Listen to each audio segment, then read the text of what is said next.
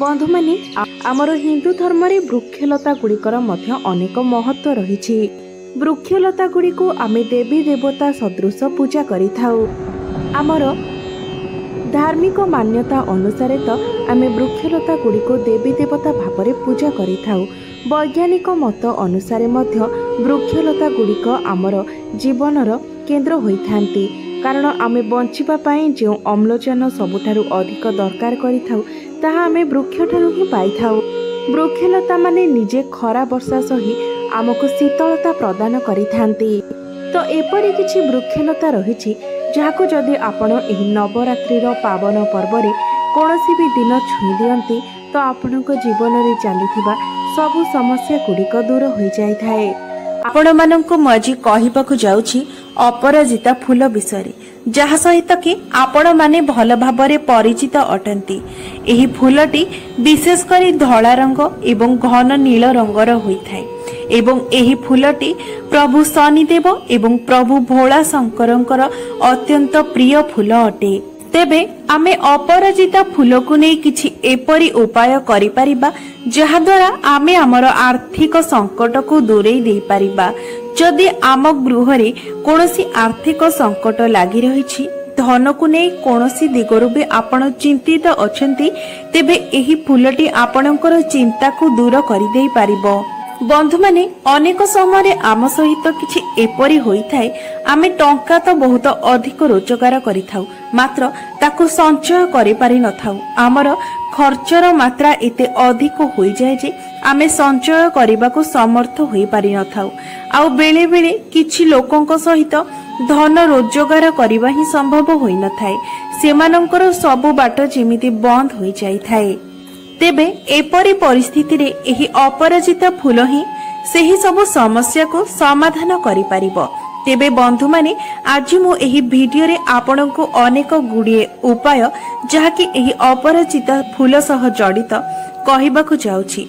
तेबे एही उपाय गुडिक मध्यरु जदि आपण कोनोसी गोटिए उपाय को भी आपणे नियंती, तेबे आपणकर आर्थिक समस्या निश्चय भाबरे दूर होई जिवो। तेबे बंधु माने आगो को बढ़िबा पूर्व वीडियोटी को लाइक करी चैनल टी को सब्सक्राइब करी दियंतु एवं कमेंट बॉक्स रे जय मां लक्ष्मी निश्चय लिखंतु, कारण आपण माने भलो भाबरे जानंती जे मां लक्ष्मी हेउछंती धनर देवी। तेणु मां लक्ष्मी प्रसन्न हेले आम जीवन रे केबे भी आर्थिक संकट रहिबो नाही एवं मां को प्रसन्न करबाकू हेले आपण जेते थर भी मांकर नाम नेबे मां आपणको ऊपर सेते अधिक प्रसन्न हेबे। तेबे बंधु माने चलंतु जानि नेबा सेही उपाय गुडिक विषय रे। तेबे बंधु माने आपण माने जानंती जे एही फूलटी आपण जेउठारे भी खोजिबे सहजरे ताको पाई परिबे। तेणु आपण एही फूल को नै सहजरे ही उपाय गुडिको पालन करि परिबे। तेबे बंधु माने प्रथम उपायटी हेउछि, आपण माने आर्थिक संकटरु मुक्ति पाइबा पई चाहुथिले आपण प्रत्येक सप्ताहर सोमवार दिन किंबा शनिवार दिन आपण 5टी अपराजितार फूल नियंतु एवं ताकू प्रवाहित जल रे प्रवाहित कराई दियंतु। एपरि आपणଙ୍କୁ 5 सप्ताह पर्यंत करिवार अछि, अर्थात 5टी सोमवार किंबा 5टी शनिवार पर्यंत आपणଙ୍କୁ एपरि करिवार अछि। बंधु माने जदि एही उपायटी को आपण सोमवार दिन करंती, तेबे प्रभु भोला शंकर को स्मरण करी एही उपायटी करंतु एवं जदि शनिवार दिन एही उपायटी करूछंती, तेबे प्रभु शनिदेव को स्मरण करी एही पुष्प को जल रे प्रवाहित करंतु। एपरि करिबा द्वारा आपणकर आर्थिक समस्या धीरे धीरे कमी जाई थाए, आपणको गृह को धन आसीबार बाट खोली जाई थाए, आपणकर रोजगार रे वृद्धि होई थाए एवं आपणकर बद खर्च मध्य कमी जाई थाए। बंधु माने आउ गोटे गुरुत्वपूर्ण कथा कहिबाकू चाहूछि जे आपण माने एहा भाबंतु नाही जे एही उपाय करिदेबे एवं एमिति रे ही केउ आडू पैसा चली आसीबो, सेमिति होई न थाए। पैसा पाइबा एपरि उपाय करिबा द्वारा आपणकर धन आसीबार जोग सृष्टि होई थाए। आपण परिश्रम करिबाकू पड़िबो एवं परिश्रम करिबा द्वारा जेउठारे आपणकू टंकाटिए प्राप्त हेउतिला सेठारे आपणकू 50 टंका प्राप्त होई पारे, मात्र सेथि पई आपणकू परिश्रम करिबाकू पड़िबो। परिश्रम कले ही भगवान आपणकू तार फल देबे। परिश्रम न करी जो फल लाभ होइथा ना ସେଥିରେ କୌଣସି ବି ସୁଖ କିମ୍ବା ଶାନ୍ତି ନଥାଏ। ସେଥିପାଇଁ ଭଗବାନ କହିଛନ୍ତି କର୍ମ ହିଁ ଭଗବାନ। ତେଣୁ ସର୍ବଦା କର୍ମ କରନ୍ତୁ ଏବଂ କର୍ମ ସହିତ ଏହି ଉପାୟ ଗୁଡ଼ିକ କରିବା ଦ୍ୱାରା ଆପଣଙ୍କର କର୍ମର ଫଳ ଆପଣଙ୍କୁ 100 ଗୁଣା ଅଧିକ ଲାଭ ହୋଇଥାଏ। ଏହା ହିଁ ଏହି ଉପାୟ ଗୁଡ଼ିକର ମୂଳ ଲକ୍ଷ୍ୟ। ତେବେ ଦ୍ୱିତୀୟ ଉପାୟଟି ହେଉଛି ଯେଉଁ ବ୍ୟକ୍ତିମାନେ ନିଜର ଇଚ୍ଛା ଅନୁସାରେ ଚାକିରି ପାଇବା ପାଇଁ ଚାହୁଁଛନ୍ତି, ସେମାନଙ୍କର ଚାକିରି ପାଇବାର ଯୋଗ୍ୟତା ଅଛି, ମାତ୍ର ସେମାନଙ୍କୁ ଚାକିରି ପ୍ରାପ୍ତ ହେଉନାହିଁ। ସେମାନେ ମା ଦୁର୍ଗାଙ୍କ ସାମ୍ନାରେ 5ଟି ଫିଟିକିରି ଏବଂ 6ଟି ଅପରାଜିତାର ଫୁଲ ଅର୍ପଣ କରନ୍ତୁ ଏବଂ ମାଙ୍କ ନିକଟରେ ମନରୁ ଏବଂ ହୃଦୟରୁ ପ୍ରାର୍ଥନା କରନ୍ତୁ ଯେ ଆପଣ ଏକ ଭଲ ଚାକିରି ପାଇବା ପାଇଁ ଚାହୁଁଛନ୍ତି ଏବଂ ସେଥିପାଇଁ ଆପଣଙ୍କୁ ମାଙ୍କର ଆଶୀର୍ବାଦ ଦରକାର ଅଛି। ଏପରି କରିବା ଦ୍ୱାରା ଆପଣଙ୍କୁ ନିଜର ମନ ଚାହିଁ ଚାକିରି ମିଳିବାର ସମ୍ଭାବନା ବଢି ଯାଇଥାଏ। ଏହାପରେ ଆପଣ ସେଠାରେ ଯେଉଁ 6ଟି ଫୁଲକୁ ଅର୍ପଣ କରିଛନ୍ତି, ତା ପରଦିନ ଆପଣ ଯେଉଁଠାକୁ ଇଣ୍ଟରଭ୍ୟୁ ଦେବା ପାଇଁ ଯାଉଛନ୍ତି, ସେଥିରୁ ଗୋଟିଏ ଫୁଲ ନିଜର ପର୍ସରେ ରଖି ନିଜର ପାଖରେ ରଖନ୍ତୁ ଏବଂ ଇଣ୍ଟରଭ୍ୟୁ ଦେବାକୁ ଯାଆନ୍ତୁ।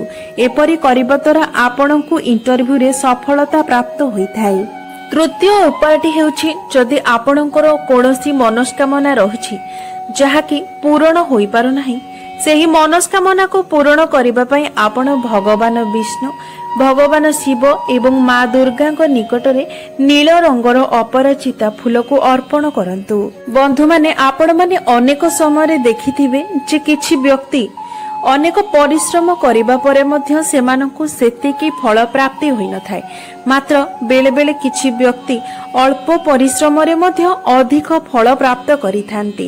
ତେବେ ଏପରି ପରିସ୍ଥିତିରେ ଯଦି ଆପଣ ପ୍ରଭୁ ବିଷ୍ଣୁ, ପ୍ରଭୁ ଶିବ ଶଙ୍କର ଏବଂ ମା ଦୁର୍ଗାଙ୍କୁ ନୀଳ ରଙ୍ଗର ଅପରାଜିତା ଫୁଲ ଅର୍ପଣ କରନ୍ତି, ତେବେ ଆପଣଙ୍କୁ ଆପଣଙ୍କର ଭାଗ୍ୟର ସାଥ ମିଳିଥାଏ ଏବଂ ଆପଣମାନେ ଜାଣନ୍ତି ଯେ ଗୋଟିଏ ମଣିଷ ଜୀବନରେ ଭାଗ୍ୟର ମହତ୍ଵ କେତେ ଅଧିକ ଅଟେ। ଆମର କର୍ମ ଯେତିକି ଗୁରୁତ୍ୱପୂର୍ଣ୍ଣ ଅଟେ, ତାଠାରୁ ଅଧିକ ଗୁରୁତ୍ୱପୂର୍ଣ୍ଣ ଆମର ଭାଗ୍ୟ ଅଟେ। କାରଣ ଆପଣମାନେ ଜାଣନ୍ତି ଯେ ଯଦି ଭାଗ୍ୟ ସାଥ ନ ଦିଏ, ତେବେ ଆମେ ଯେତେ କର୍ମ କଲେ ବି ଆମକୁ ତାର ଫଳ ପ୍ରାପ୍ତି ହୋଇନଥାଏ। ମାତ୍ର ଯଦି ଭାଗ୍ୟ ଆମର ସାଥ ଦିଏ, ତେବେ ଆମେ ଯେଉଁ କର୍ମ କଲେ ମଧ୍ୟ ତାର ଫଳ ଆମକୁ ଅନେକ ଗୁଣ ଅଧିକ ପ୍ରାପ୍ତି ହୋଇଥାଏ। ତେବେ ଆପଣ ଏହି ଉପାୟଟିକୁ ପ୍ରତିଦିନ କରନ୍ତୁ, ଦେଖିବେ ଆପଣଙ୍କର ଭାଗ୍ୟ ମଧ୍ୟ ଆପଣଙ୍କର ସାଥ ଦେବ। ଚତୁର୍ଥ ଉପାୟଟି ହେଉଛି ଯେଉଁ ପୁଅ ଏବଂ ଝିଅମାନଙ୍କର ବିବାହରେ ବିଳମ୍ବ ହେଉଛି, ଅନେକ ପ୍ରସ୍ତାବ ଆସିଲା ପରେ ମଧ୍ୟ ସେମାନଙ୍କର ବିବାହ ହୋଇପାରୁନାହିଁ କିମ୍ବା ସେମାନଙ୍କ ନିକଟକୁ ପ୍ରସ୍ତାବ ଆସୁନାହିଁ, ତେବେ ଏହି ଉପାୟଟି ପାଳନ କରିବା ଦ୍ୱାରା ସେମାନଙ୍କର ବିବାହ ଯୋଗ ଖୋଲି ଯାଇଥାଏ। ମାତ୍ର ଏହି ଉପାୟଟି ଆପଣ ଗୁପ୍ତ ଭାବରେ କରିବା ଉଚିତ।